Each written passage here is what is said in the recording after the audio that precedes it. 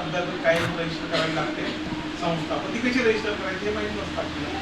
तर संस्था रजिस्ट्रेशन केल्यानंतर त्या संस्थेच्या अंतर्गत तुम्ही काय करू शकता, शाळा चालू शकता, शैक्षणिक संस्थांची कामकाज चालू शकता, तुम्ही अनेक सामाजिक कार्यामध्ये अनेक उपक्रम घेऊ शकता, डोनेशन लोकांकडून घेऊ शकता.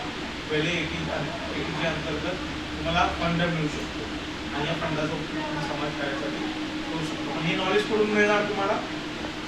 असा प्रकारचा जर कोर्स तुम्ही केला तर समाजात वावरत असताना थोडंसं ॲडिशनल नॉलेज, ॲडिशनल क्वालिफिकेशन आणि याच्यामध्ये तुम्हाला काय मिळणार, टिळक महाराष्ट्र युनिव्हर्सिटी आणि जयश्री संस्थांचं एक सर्टिफिकेट कोलॅबोरेशन दिला की ज्याच्यावरती लिहिलं असेल certificate course in social work.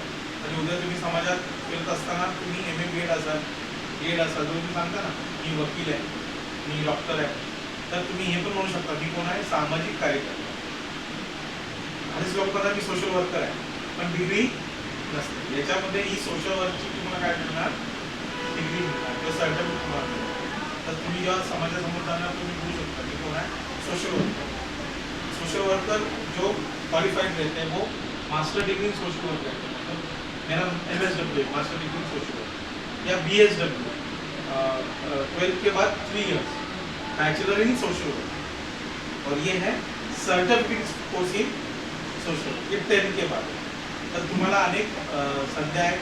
जर तुम्हाला शक्य असेल तर हा कोर्स करायचा आहे का प्रयत्न करा.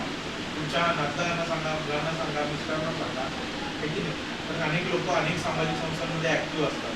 कोणी धार्मिक संस्थांमध्ये ॲक्टिव्ह असतात, देव सगळं करतात किंवा की ट्रस्ट मोठी झाली पाहिजे, मंदिराचं उद्धार झाला पाहिजे या सगळे प्रयत्न करतात. काही लोक अपंग कल्याणमध्ये असतात, काही लोक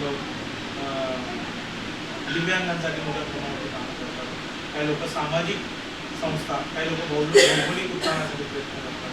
तर कोणत्याही ट्रेडमध्ये तुम्हाला जर सोशल वर्क करायचं असेल तर सोशल वर्कचं नॉलेज असणं खूप गरजेचं असतं. आणि म्हणून हा कोर्स आहे सर्टिफिकेट कोर्स इन